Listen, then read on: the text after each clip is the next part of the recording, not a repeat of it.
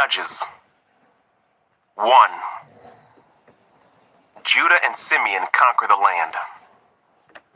After the death of Joshua, the Israelites asked the Lord, which tribe should go first to attack the Canaanites? The Lord answered, Judah, for I have given them victory over the land.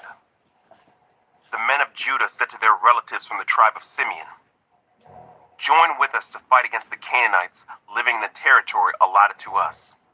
Then we will help you conquer your territory. So the men of Simeon went with Judah. When the men of Judah attacked, the Lord gave them victory over the Canaanites and Perizzites, and they killed 10,000 enemy warriors at the town of Bezek. While at Bezek, they encountered King Adoni-Bezek and fought against him, and the Canaanites and Perizzites were defeated. Adoni-Bezek escaped, but the Israelites soon captured him and cut off his thumbs and big toes.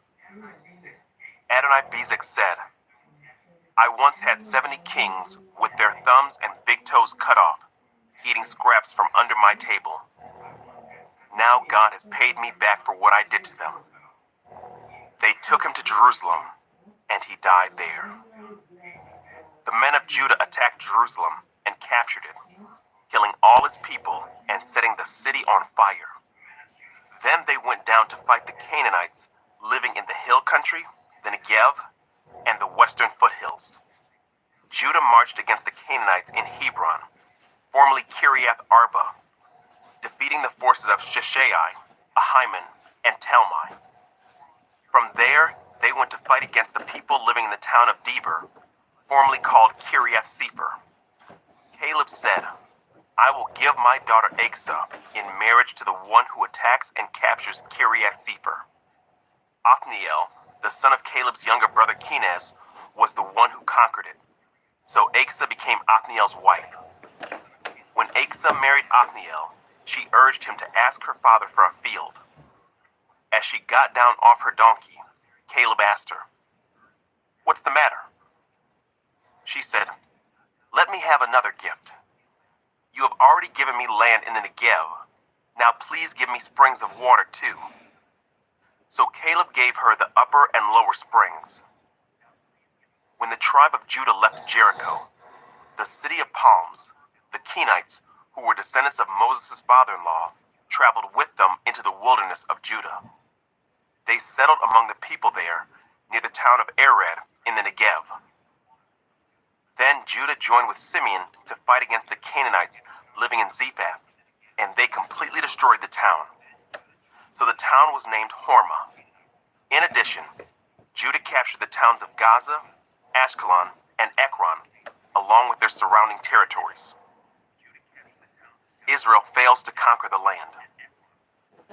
The Lord was with the people of Judah, and they took possession of the hill country. But they failed to drive out the people living in the plains, who had iron chariots. The town of Hebron was given to Caleb as Moses had promised, and Caleb drove out the people living there, who were descendants of the 3 sons of Anak. The tribe of Benjamin, however, failed to drive out the Jebusites, who were living in Jerusalem. So to this day the Jebusites live in Jerusalem among the people of Benjamin. The descendants of Joseph attacked the town of Bethel, and the Lord was with them. They sent men to scout out Bethel, formerly known as Luz. They confronted a man coming out of the town and said to him, Show us a way into the town, and we will have mercy on you. So he showed them a way in, and they killed everyone in the town except that man and his family. Later the man moved to the land of the Hittites, where he built a town.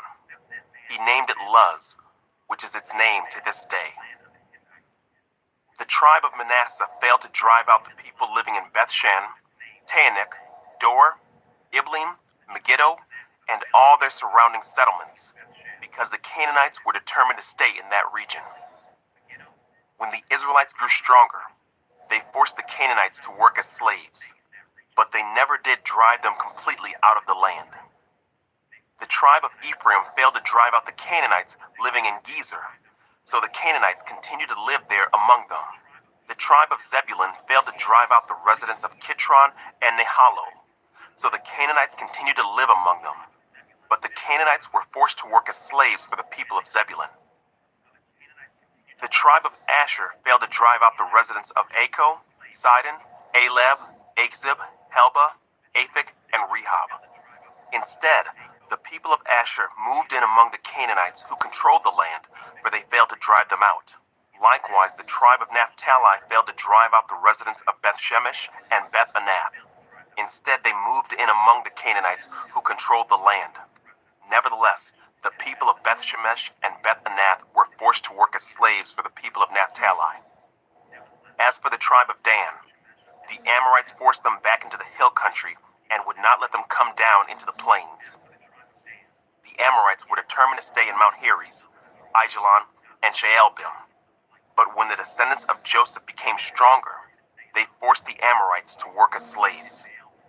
The boundary of the Amorites ran from Scorpion Pass to Selah and continued upward from there. 2. The Lord's messenger comes to Bochim. The angel of the Lord went up from Gilgal to Bochim and said to the Israelites, I brought you out of Egypt into this land that I swore to give your ancestors, and I said I would never break my covenant with you. For your part, you were not to make any covenants with the people living in this land. Instead, you were to destroy their altars. But you disobeyed my command. Why did you do this? So now I declare that I will no longer drive out the people living in your land. They will be thorns in your sides, and their gods will be a constant temptation to you. When the angel of the Lord finished speaking to all the Israelites, the people wept loudly. So they called the place Bochim, which means weeping, and they offered sacrifices there to the Lord. The death of Joshua. After Joshua sent the people away, each of the tribes left to take possession of the land allotted to them. And the Israelites served the Lord throughout the lifetime of Joshua and the leaders who outlived him, those who had seen all the great things the Lord had done for Israel. Joshua, son of Nun, the servant of the Lord, died at the age of 110. They buried him in the land he had been allocated at Timnath-Serah, in the hill country of Ephraim, north of Mount Gaash. Israel disobeys the Lord. After that generation died, another generation grew up who did not acknowledge the Lord or remember the mighty things he had done for Israel. The Israelites did evil in the Lord's sight and served the images of Baal. They abandoned the Lord, the God of their ancestors who had brought them out of Egypt. They went after other gods, worshiping the gods of the people around them, and they angered the Lord. They abandoned the Lord to serve Baal and the images of Ashtoreth. This made the Lord burn with anger against Israel. So he handed them over to raiders who stole their possessions. He turned them over to their enemies all around, and they were no longer able to resist them. Every time Israel went out to battle, the Lord fought against them, causing them to be defeated, just as he had warned. And the people were in great distress. The Lord rescues his people. Then the Lord raised up judges to rescue the Israelites from their attackers. Yet Israel did not listen to the judges, but prostituted themselves by worshiping other gods. How quickly they turned away from the path of their ancestors who had walked in obedience to the Lord's commands. Whenever the Lord raised up a judge over Israel, he was with that judge and rescued the people from their enemies throughout the judge's lifetime. For the Lord took pity on his people who were burdened by oppression and suffering. But when the judge died, the people returned to their corrupt ways, behaving worse than those who had lived before them. They went after other gods, serving and worshiping them, and they refused to give up their evil practices and stubborn ways. So the Lord burned with anger against Israel. He said, "Because these people have violated my covenant, which I made with their ancestors, and have ignored my commands, I will no longer drive out the nations that Joshua left unconquered when he died. I did this to test Israel, to see whether or not they would follow the ways of the Lord as their ancestors did. That is why the Lord left those nations in place. He did not quickly drive them out or allow Joshua to conquer them all. 3. The nations left in Canaan. These are the nations that the Lord left in the land to test those Israelites who had not experienced the wars of Canaan. He did this to teach warfare to generations of Israelites who had no experience in battle. These are the nations: the Philistines, those living under the 5 Philistine rulers, all the Canaanites, the Sidonians, and the Hivites living in the mountains of Lebanon, from Mount Baal Hermon to Lebo Hamath. These people were left to test the Israelites, to see whether they would obey the commands the Lord had given to their ancestors through Moses. So the people of Israel lived among the Canaanites, Hittites, Amorites, Perizzites, Hivites, and Jebusites, and they intermarried with them. Israelite sons married their daughters, and Israelite daughters were given in marriage to their sons, and the Israelites served their gods. Othniel becomes Israel's judge. The Israelites did evil in the Lord's sight. They forgot about the Lord their God, and they served the images of Baal and the Asherah poles. Then the Lord burned with anger against Israel, and he turned them over to King Cushan-Rishathaim of Aram Naharaim, and the Israelites served Cushan-Rishathaim for 8 years. But when the people of Israel cried out to the Lord for help, the Lord raised up a rescuer to save them. His name was Othniel, the son of Caleb's younger brother Kenaz. The Spirit of the Lord came upon him, and he became Israel's judge. He went to war against King Cushan-Rishathaim of Aram, and the Lord gave Othniel victory over him. So there was peace in the land for 40 years. Then Othniel, son of Kenaz, died. Ehud becomes Israel's judge. Once again, the Israelites did evil in the Lord's sight, and the Lord gave King Eglon of Moab control over Israel because of their evil. Eglon enlisted the Ammonites and Amalekites as allies, and then he went out and defeated Israel, taking possession of Jericho, the city of palms, and the Israelites served Eglon of Moab for 18 years. But when the people of Israel cried out to the Lord for help, the Lord again raised up a rescuer to save them. His name was Ehud, son of Gera, a left-handed man of the tribe of Benjamin. The Israelites sent Ehud to deliver their tribute money to King Eglon of Moab. So Ehud made a double-edged dagger that was about 1 foot long, and he strapped it to his right thigh, keeping it hidden under his clothing. He brought the tribute money to Eglon, who was very fat. After delivering the payment, Ehud started home with those who had helped carry the tribute. But when Ehud reached the stone idols near Gilgal, he turned back. He came to Eglon and said, "I have a secret message for you." So the king commanded his servants, "Be quiet," and he sent them all out of the room. Ehud walked over to Eglon, who was sitting alone in a cool upstairs room, and Ehud said, "I have a message from God for you."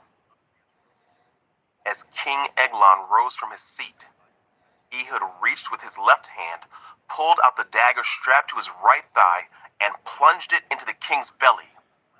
The dagger went so deep that the handle disappeared beneath the king's fat. So Ehud did not pull out the dagger, and the king's bowels emptied. Then Ehud closed and locked the doors of the room and escaped down the latrine.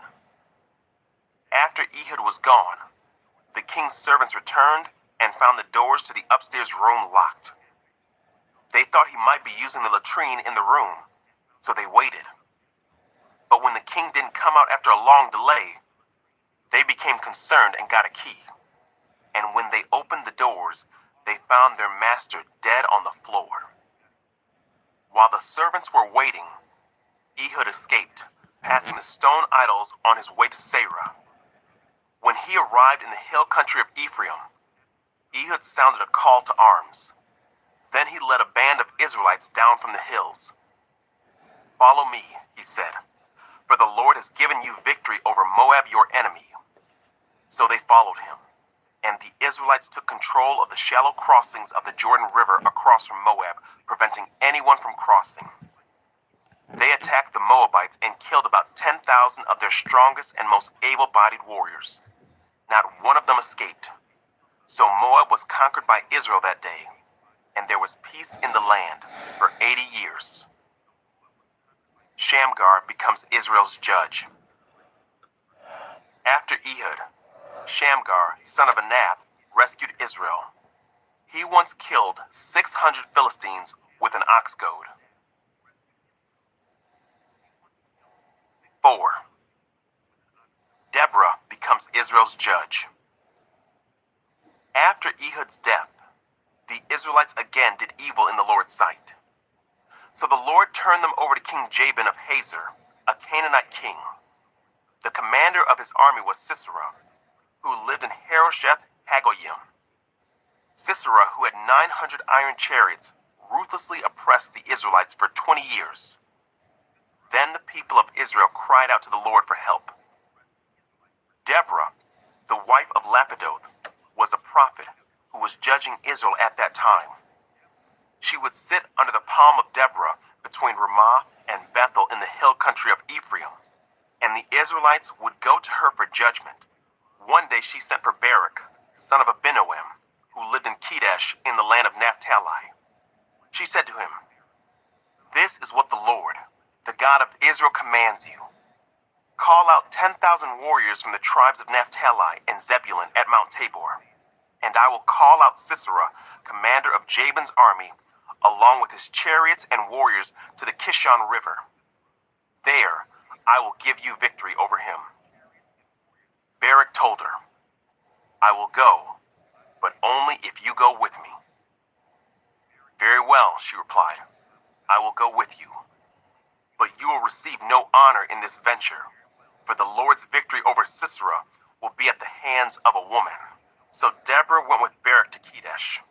At Kedesh, Barak called together the tribes of Zebulun and Naphtali, and 10,000 warriors went up with him. Deborah also went with him. Now Heber, the Kenite, a descendant of Moses' brother-in-law Hobab, had moved away from the other members of his tribe and pitched his tent by the oak of Zaanannim near Kedesh. When Sisera was told that Barak, son of Abinoam, had gone up to Mount Tabor, he called for all 900 of his iron chariots and all of his warriors, and they marched from Harosheth Hagoyim to the Kishon River. Then Deborah said to Barak, "Get ready. This is the day the Lord will give you victory over Sisera, for the Lord is marching ahead of you." So Barak led his 10,000 warriors down the slopes of Mount Tabor into battle. When Barak attacked, the Lord threw Sisera and all his chariots and warriors into a panic. Sisera leaped down from his chariot and escaped on foot. Then Barak chased the chariots and the enemy army all the way to Harosheth Hagoyim, killing all of Sisera's warriors. Not a single one was left alive. Meanwhile, Sisera ran to the tent of Jael, the wife of Heber, the Kenite. Because Heber's family was on friendly terms with King Jabin of Hazor, Jael went out to meet Sisera and said to him, "Come into my tent, sir. Come in. Don't be afraid." So he went into her tent, and she covered him with a blanket. "Please give me some water," he said. "I'm thirsty." So she gave him some milk from a leather bag and covered him again. "Stand at the door of the tent," he told her. "If anybody comes and asks you if there is anyone here, say no." But when Sisera fell asleep from exhaustion, Jael quietly crept up to him with a hammer and tent peg in her hand. Then she drove the tent peg through his temple and into the ground, and so he died. When Barak came looking for Sisera, Jael went out to meet him. She said, "Come, and I will show you the man you are looking for." So he followed her into the tent and found Sisera lying there dead, with the tent peg peg through his temple. So on that day, Israel saw God defeat Jabin, the Canaanite king. And from that time on, Israel became stronger and stronger against King Jabin until they finally destroyed him. 5. The Song of Deborah. On that day, Deborah and Barak, son of Abinoam, sang this song. Israel's leaders took charge, and the people gladly followed. Praise the Lord. Listen, you kings. Pay attention, you mighty rulers. For I will sing to the Lord. I will make music to the Lord, the God of Israel. Lord, when you set out from Seir and marched across the fields of Edom, the earth trembled, and the cloudy skies poured down rain.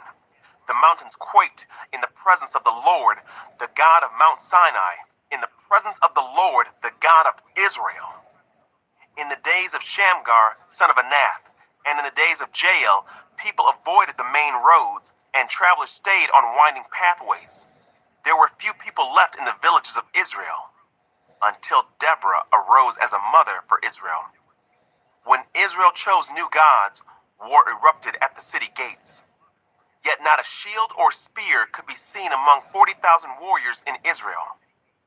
My heart is with the commanders of Israel, with those who volunteered for war. Praise the Lord. Consider this, you who ride on fine donkeys, you who sit on fancy saddle blankets, and you who walk along the road. Listen to the village musicians gathered at the watering holes. They recount the righteous victories of the Lord and the victories of his villagers in Israel. Then the people of the Lord marched down to the city gates. Wake up, Deborah, wake up! Wake up and sing a song. Arise, Barak. Lead your captives away, son of Abinoam. Down from Tabor marched the few against the nobles. The people of the Lord marched down against mighty warriors. They came down from Ephraim, a land that once belonged to the Amalekites. They followed you, Benjamin, with your troops. From Machir, the commanders marched down. From Zebulun came those who carry a commander's staff. The princes of Issachar were with Deborah and Barak. They followed Barak, rushing into the valley. But in the tribe of Reuben, there was great indecision. Why did you sit at home among the sheepfolds to hear the shepherds whistle for their flocks? Yes, in the tribe of Reuben, there was great indecision. Gilead remained east of the Jordan. And why did Dan stay home? Asher sat unmoved at the seashore, remaining in his harbors. But Zebulun risked his life, as did Naphtali on the heights of the battlefield. The kings of Canaan came and fought at Taanach near Megiddo Springs, but they carried off no silver treasures. The stars fought from heaven. The stars in their orbits fought against Sisera. The Kishon River swept them away. That ancient torrent, the Kishon. March on with courage, my soul. Then the horses' hooves hammered the ground. The galloping of Sisera's mighty steeds. Let the people of Meroz be cursed, said the angel of the Lord. Let them be utterly cursed, because they did not come to help the Lord against the mighty warriors.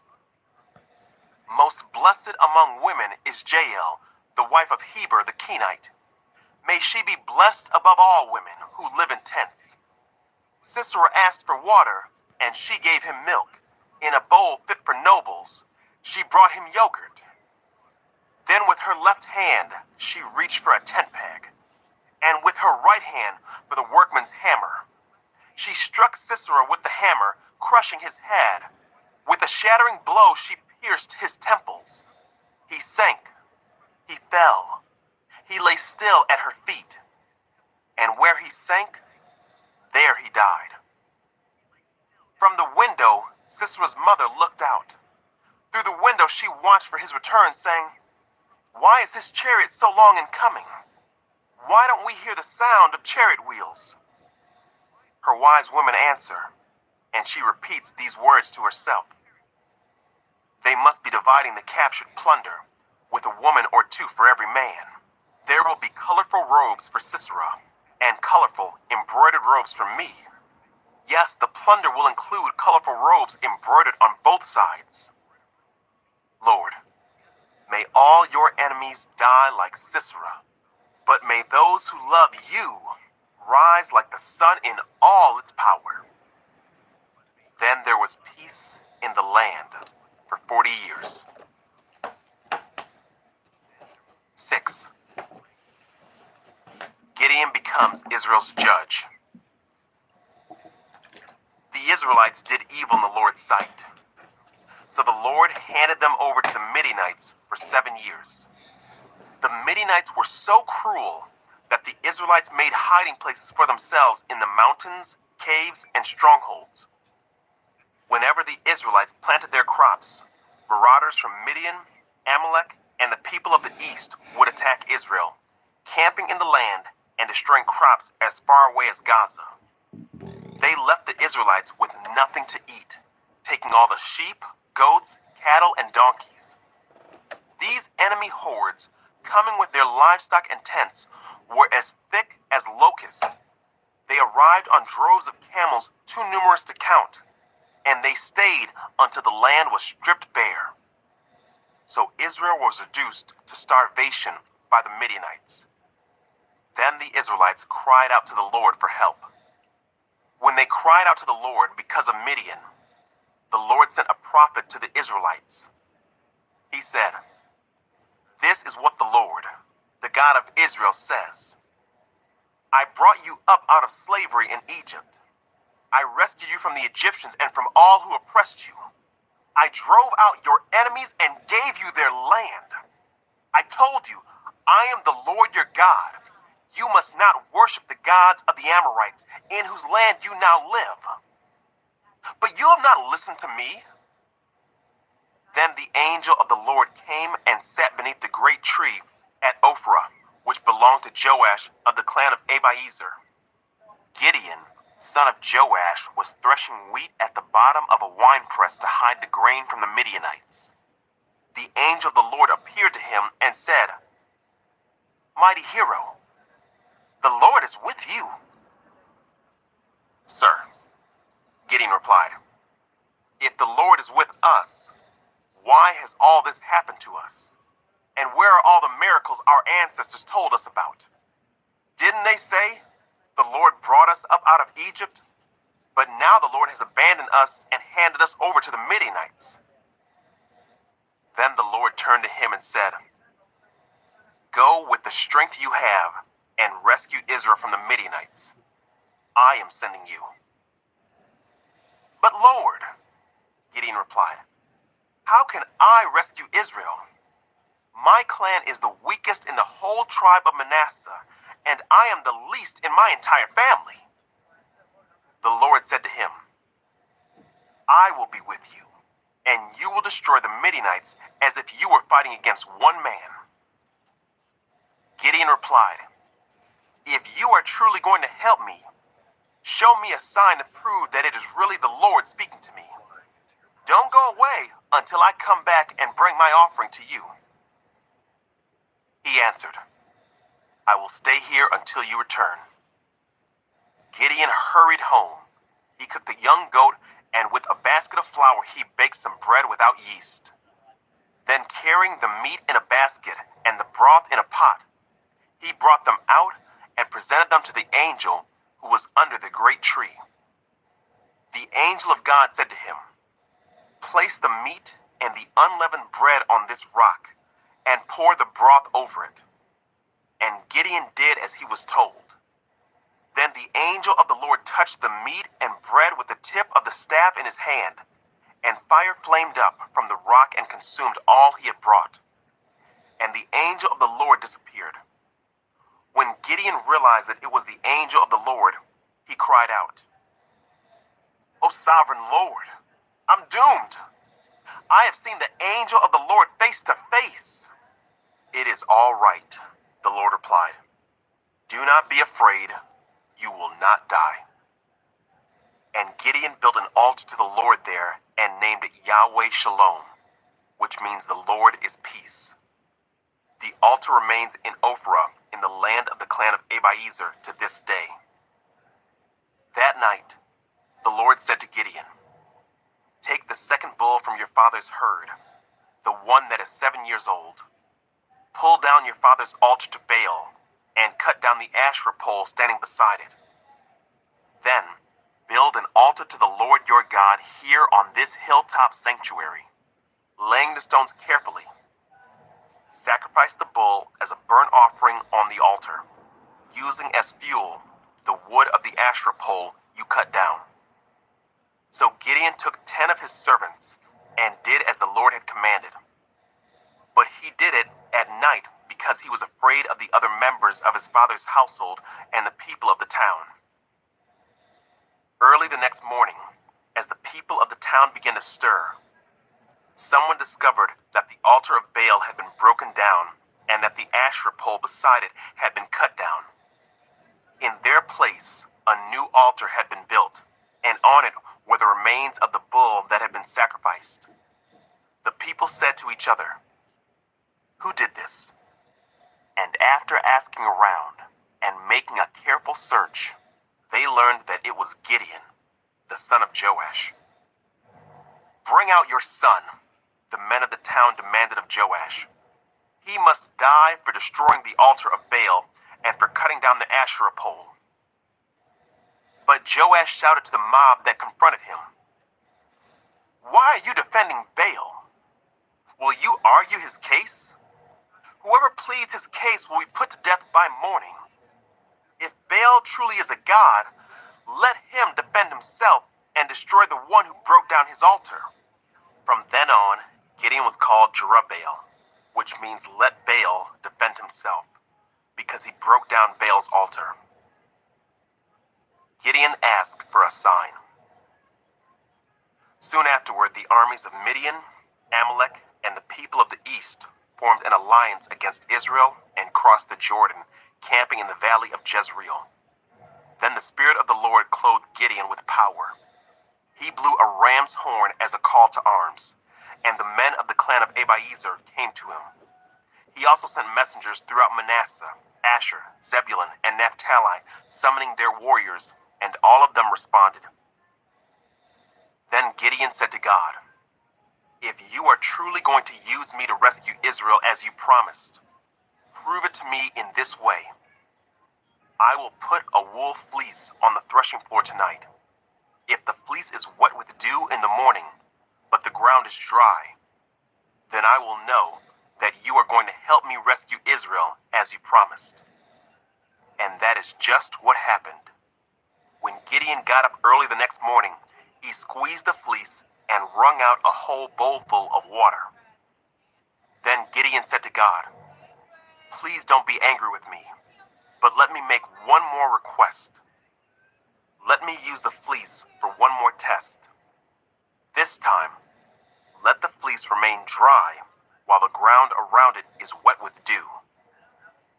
So that night, God did as Gideon asked.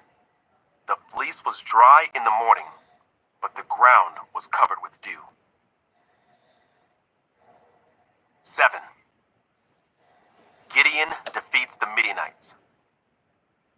So Jerubbaal, that is Gideon, and his army got up early and went as far as the spring of Harod. The armies of Midian were camped north of them in the valley near the hill of Moreh. The Lord said to Gideon, "You have too many warriors with you. If I let all of you fight the Midianites, the Israelites will boast to me that they saved themselves by their own strength. Therefore tell the people, whoever is timid or afraid may leave this mountain and go home." So 22,000 of them went home, leaving only 10,000 who were willing to fight. But the Lord told Gideon, "There are still too many. Bring them down to the spring, and I will test them to determine who will go with you and who will not." When Gideon took his warriors down to the water, the Lord told him, "Divide the men into 2 groups. In one group, put all those who cup water in their hands and lap it up with their tongues like dogs. In the other group, put all those who kneel down and drink with their mouths in the stream." Only 300 of the men drank from their hands. All the others got down on their knees and drank with their mouths in the stream. The Lord told Gideon, "With these 300 men, I will rescue you and give you victory over the Midianites. Send all the others home." So Gideon collected the provisions and ram's horns of the other warriors and sent them home. But he kept the 300 men with him. The Midianite camp was in the valley just below Gideon. That night the Lord said, "Get up, go down into the Midianite camp, for I have given you victory over them. But if you are afraid to attack, go down to the camp with your servant Purah. Listen to what the Midianites are saying, and you will be greatly encouraged. Then you will be eager to attack." So Gideon took Purah and went down to the edge of the enemy camp. The armies of Midian, Amalek, and the people of the east had settled in the valley like a swarm of locusts. Their camels were like grains of sand on the seashore, too many to count. Gideon crept up just as a man was telling his companion about a dream. The man said, "I had this dream, and in my dream a loaf of barley bread came tumbling down into the Midianite camp. It hit a tent, turned it over, and knocked it flat." His companion answered, "Your dream can mean only one thing. God has given Gideon, son of Joash the Israelite, victory over Midian and all its allies." When Gideon heard the dream and its interpretation, he bowed in worship before the Lord. Then he returned to the Israelite camp and shouted, "Get up, for the Lord has given you victory over the Midianite hordes." He divided the 300 men into 3 groups and gave each man a ram's horn and a clay jar with a torch in it. Then he said to them, "Keep your eyes on me. When I come to the edge of the camp, do just as I do. As soon as I and those with me blow the ram's horns, blow your horns too, all around the entire camp, and shout, 'For the Lord and for Gideon.'" It was just after midnight, after the changing of the guard, when Gideon and the 100 men with him reached the edge of the Midianite camp. Suddenly, they blew the ram's horns and broke their clay jars. Then all 3 groups blew their horns and broke their jars. They held the blazing torches in their left hands and the horns in their right hands, and they all shouted, "A sword for the Lord and for Gideon." Each man stood at his position around the camp and watched as all the Midianites rushed around in a panic, shouting as they ran to escape. When the 300 Israelites blew their ram's horns, the Lord caused the warriors in the camp to fight against each other with their swords. Those who were not killed fled to places as far away as Bethshittah near Zererah and to the border of Abel-Meholah near Tabbath. Then Gideon sent for the warriors of Naphtali, Asher, and Manasseh, who joined in chasing the army of Midian. Gideon also sent messengers throughout the hill country of Ephraim, saying, "Come down to attack the Midianites. Cut them off at the shallow crossings of the Jordan River at Beth-barah." So all the men of Ephraim did as they were told. They captured Oreb and Zeb, the 2 Midianite commanders, killing Oreb at the rock of Oreb and Zeb at the winepress of Zeb. And they continued to chase the Midianites. Afterward, the Israelites brought the heads of Oreb and Zeb to Gideon, who was by the Jordan River. 8. Gideon kills Zebah and Zalmunna. Then the people of Ephraim asked Gideon, "Why have you treated us this way? Why didn't you send for us when you first went out to fight the Midianites?" And they argued heatedly with Gideon. But Gideon replied, "What have I accomplished compared to you? Aren't even the leftover grapes of Ephraim's harvest better than the entire crop of my little clan of Abiezer? God gave you victory over Oreb and Zeb, the commanders of the Midianite army. What have I accomplished compared to that?" When the men of Ephraim heard Gideon's answer, their anger subsided. Gideon then crossed the Jordan River with his 300 men, and though exhausted, they continued to chase the enemy. When they reached Succoth, Gideon asked the leaders of the town, "Please give my warriors some food. They are very tired. I am chasing Zebah and Zalmunna, the kings of Midian."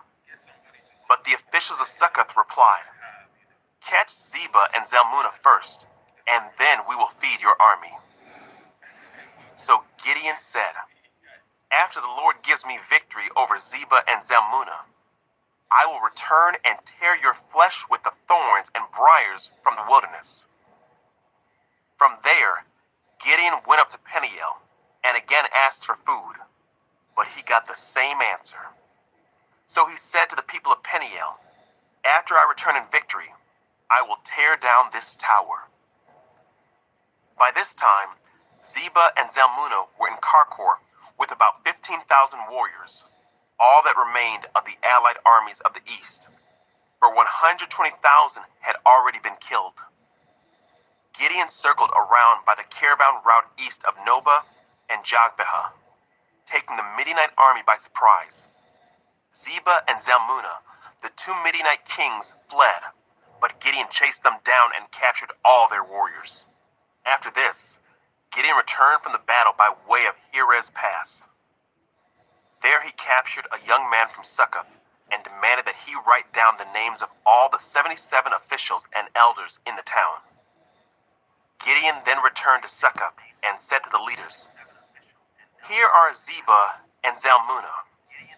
When we were here before, you taunted me, saying, 'Catch Zebah and Zalmunna first, and then we will feed your exhausted army.'" Then Gideon took the elders of the town and taught them a lesson, punishing them with thorns and briars from the wilderness. He also tore down the tower of Peniel and killed all the men in the town. Then Gideon asked Zebah and Zalmunna, "The men you killed at Tabor, what were they like?" "Like you," they replied. "They all had the look of a king's son." "They were my brothers, the sons of my own mother," Gideon exclaimed. "As surely as the Lord lives, I wouldn't kill you if you hadn't killed them." Turning to Jether, his oldest son, he said, "Kill them." But Jether did not draw his sword, for he was only a boy and was afraid. Then Zebah and Zalmunna said to Gideon, "Be a man, kill us yourself." So Gideon killed them both and took the royal ornaments from the necks of their camels. Gideon's sacred ephod. Then the Israelites said to Gideon, "Be our ruler. You and your son and your grandson will be our rulers, for you have rescued us from Midian." But Gideon replied, "I will not rule over you, nor will my son. The Lord will rule over you. However, I do have one request, that each of you give me an earring from the plunder you collected from your fallen enemies." The enemies, being Ishmaelites, all wore gold earrings. "Gladly," they replied. They spread out a cloak, and each one threw in a gold earring he had gathered from the plunder.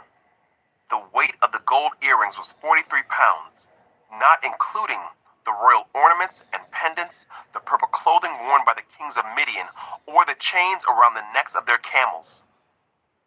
Gideon made a sacred ephod from the gold and put it in Ophrah, his hometown. But soon all the Israelites prostituted themselves by worshiping it, and it became a trap for Gideon and his family. That is the story of how the people of Israel defeated Midian, which never recovered. Throughout the rest of Gideon's lifetime, about 40 years, there was peace in the land. Then Gideon, son of Joash, returned home. He had 70 sons born to him, for he had many wives. He also had a concubine in Shechem, who gave birth to a son whom he named Abimelech. Gideon died when he was very old, and he was buried in the grave of his father Joash at Ophrah, in the land of the clan of Abiezer. As soon as Gideon died, the Israelites prostituted themselves by worshiping the images of Baal, making Baal Berith their god. They forgot the Lord their God, who had rescued them from all their enemies surrounding them. Nor did they show any loyalty to the family of Jerubbaal, that is Gideon, despite all the good he had done for Israel.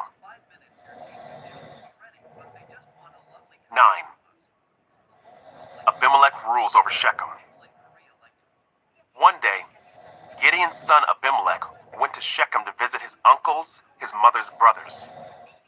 He said to them and to the rest of his mother's family, "Ask the leading citizens of Shechem whether they want to be ruled by all 70 of Gideon's sons or by one man.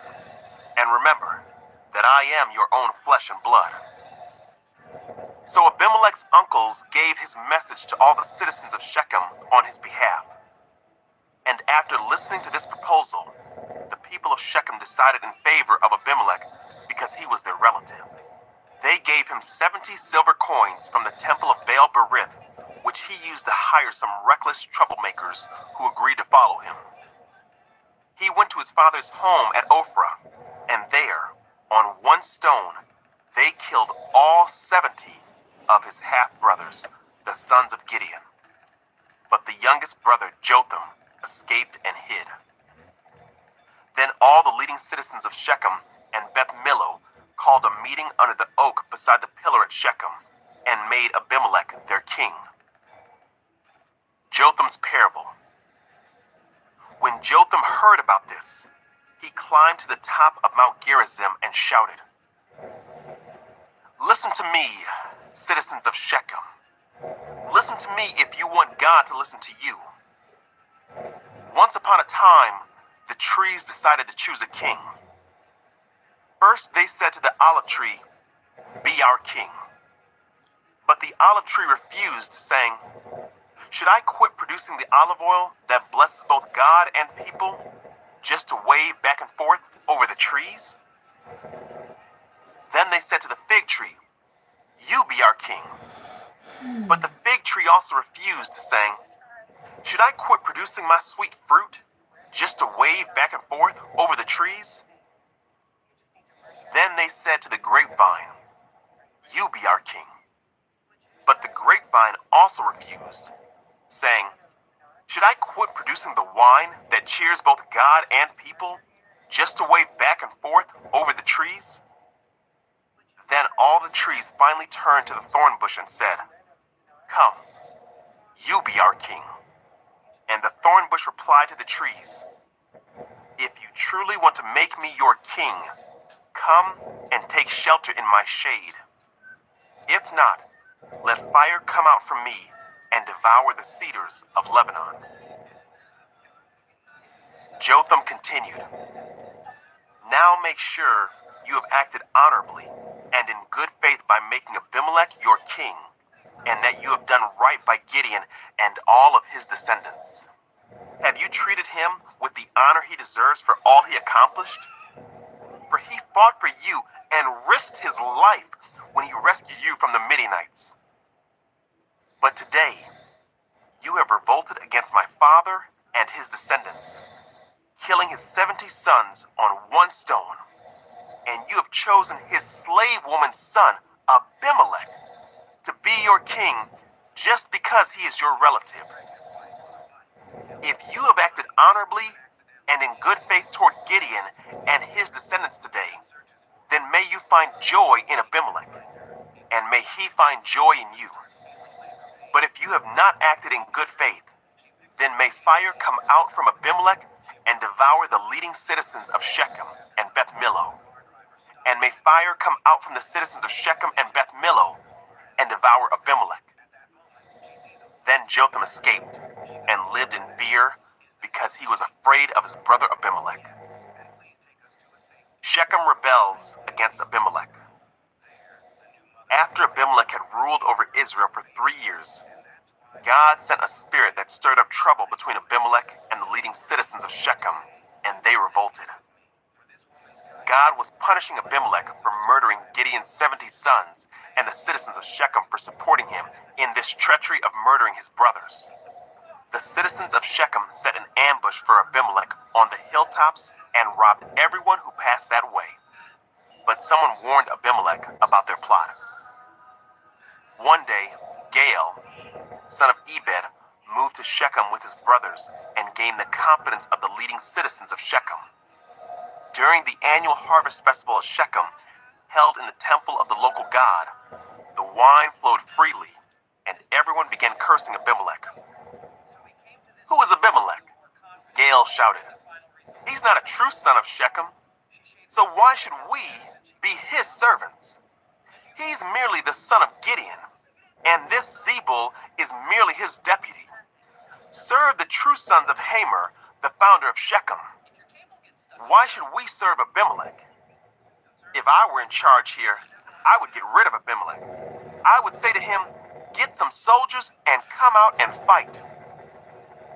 But when Zebul, the leader of the city, heard what Gaal was saying, he was furious. He sent messengers to Abimelech in Arumah telling him, "Gaal, son of Ebed, and his brothers have come to live in Shechem, and now they are inciting the city to rebel against you. Come by night with an army and hide out in the fields. In the morning, as soon as it is daylight, attack the city. When Gaal and those who are with him come out against you, you can do with them as you wish." So Abimelech and all his men went by night and split into 4 groups, stationing themselves around Shechem. Gaal was standing at the city gates when Abimelech and his army came out of hiding. When Gaal saw them, he said to Zebul, "Look, there are people coming down from the hilltops." Zebul replied, "It's just the shadows on the hills that look like men." But again Gaal said, "No, people are coming down from the hills, and another group is coming down the road past the diviner's oak." Then Zebul turned on him and asked, "Now where is that big mouth of yours? Wasn't it you that said, 'Who is Abimelech? And why should we be his servants?' The men you mocked are right outside the city. Go out and fight them." So Gaal led the leading citizens of Shechem into battle against Abimelech. But Abimelech chased him, and many of Shechem's men were wounded and fell along the road as they retreated to the city gate. Abimelech returned to Arumah, and Zebul drove Gaal and his brothers out of Shechem.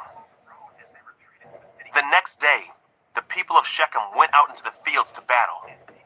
When Abimelech heard about it, he divided his men into 3 groups and set an ambush in the fields. When Abimelech saw the people coming out of the city, he and his men jumped up from their hiding places and attacked them. Abimelech and his group stormed the city gate to keep the men of Shechem from getting back in, while Abimelech's other 2 groups cut them down in the fields. The battle went on all day before Abimelech finally captured the city. He killed the people, leveled the city, and scattered salt all over the ground. When the leading citizens who lived in the Tower of Shechem heard what had happened, they ran and hid in the temple of Baal Berith. Someone reported to Abimelech that the citizens had gathered in the temple, so he led his forces to Mount Zalmon. He took an axe and chopped some branches from a tree, then put them on his shoulder. "Quick, do as I have done," he told his men. So each of them cut down some branches following Abimelech's example. They piled the branches against the walls of the temple and set them on fire. So all the people who had lived in the Tower of Shechem died, about 1,000 men and women. Then Abimelech attacked the town of Thebez and captured it. But there was a strong tower inside the town, and all the men and women, the entire population, fled to it. They barricaded themselves in and climbed up to the roof of the tower. Abimelech followed them to attack the tower, but as he prepared to set fire to the entrance, a woman on the roof dropped a millstone that landed on Abimelech's head and crushed his skull. He quickly said to his young armor-bearer, "Draw your sword and kill me. Don't let it be said that a woman killed Abimelech." So the young man ran him through with his sword, and he died. When Abimelech's men saw that he was dead, they disbanded and returned to their homes. In this way, God punished Abimelech for the evil he had done against his father by murdering his 70 brothers. God also punished the men of Shechem for all their evil. So the curse of Jotham, son of Gideon, was fulfilled. 10. Tola becomes Israel's judge. After Abimelech died, Tola, son of Puah, son of Dodo, was the next person to rescue Israel. He was from the tribe of Issachar, but lived in the town of Shamir in the hill country of Ephraim. He judged Israel for 23 years. When he died, he was buried in Shamir. Jair becomes Israel's judge. After Tola died, Jair from Gilead judged Israel for 22 years. His 30 sons rode around on 30 donkeys, and they owned 30 towns in the land of Gilead, which are still called the towns of Jair. When Jair died, he was buried in Canaan. The Ammonites oppressed Israel. Again, the Israelites did evil in the Lord's sight. They served the images of Baal and Ashtoreth, and the gods of Aram, Sidon, Moab, Ammon, and Philistia. They abandoned the Lord and no longer served him at all. So the Lord burned with anger against Israel, and he turned them over to the Philistines and the Ammonites, who began to oppress them that year. For 18 years, they oppressed all the Israelites east of the Jordan River in the land of the Amorites, that is, in Gilead. The Ammonites also crossed to the west side of the Jordan and attacked Judah, Benjamin, and Ephraim. The Israelites were in great distress. Finally, they cried out to the Lord for help, saying, "We have sinned against you because we have abandoned you as our God and have served the images of Baal." The Lord replied, "Did I not rescue you from the Egyptians, the Amorites, the Ammonites, the Philistines, the Sidonians, the Amalekites, and the Maonites? When they oppressed you, you cried out to me for help, and I rescued you. Yet you have abandoned me and served other gods. So I will not rescue you anymore. Go and cry out to the gods you have chosen. Let them rescue you in your hour of distress." But the Israelites pleaded with the Lord and said, "We have sinned. Punish us as you see fit. Only rescue us today from our enemies." Then the Israelites put aside their foreign gods and served the Lord, and he was grieved by their misery. At that time the armies of Ammon had gathered for war and were camped in Gilead, and the people of Israel assembled and camped at Mizpah. The leaders of Gilead said to each other, "Whoever attacks the Ammonites first will become ruler over all the people of Gilead." 11. Jephthah becomes Israel's judge. Now Jephthah of Gilead was a great warrior. He was the son of Gilead, but his mother was a prostitute. Gilead's wife also had several sons, and when these half-brothers grew up, they chased Jephthah off the land. "You will not get any of our father's inheritance," they said, "for you are the son of a prostitute." So Jephthah fled from his brothers and lived in the land of Tob. Soon, he had a band of worthless rebels following him. At about this time, the Ammonites began their war against Israel. When the Ammonites attacked, the elders of Gilead sent for Jephthah in the land of Tob. The elders said, "Come and be our commander. Help us fight the Ammonites." But Jephthah said to them, "Aren't you the ones who hated me and drove me from my father's house? Why do you come to me now when you're in trouble?" "Because we need you," the elders replied. "If you lead us in battle against the Ammonites, we will make you ruler over all the people of Gilead." Jephthah said to the elders, "Let me get this straight. If I come with you and if the Lord gives me victory over the Ammonites, will you really make me ruler over all the people?" "The Lord is our witness," the elders replied. "We promise to do whatever you say." So Jephthah went with the elders of Gilead, and the people made him their ruler and commander of the army. At Mizpah, in the presence of the Lord, Jephthah repeated what he had said to the elders. Then Jephthah sent messengers to the king of Ammon asking, "Why have you come out to fight against my land?" The king of Ammon answered Jephthah's messengers, "When the Israelites came out of Egypt, they stole my land from the Arnon River to the Jabbok River and all the way to the Jordan. Now then, give back the land peaceably." Jephthah sent this message back to the Ammonite king. This is what Jephthah says. Israel did not steal any land from Moab or Ammon. When the people of Israel arrived at Kadesh on their journey from Egypt after crossing the Red Sea, they sent messengers to the king of Edom asking for permission to pass through his land. But their request was denied. Then they asked the king of Moab for similar permission, but he wouldn't let them pass through either. So the people of Israel stayed in Kadesh. Finally, they went around Edom and Moab through the wilderness. They traveled along Moab's eastern border and camped on the other side of the Arnon River. But they never once crossed the Arnon River into Moab, for the Arnon was the border of Moab.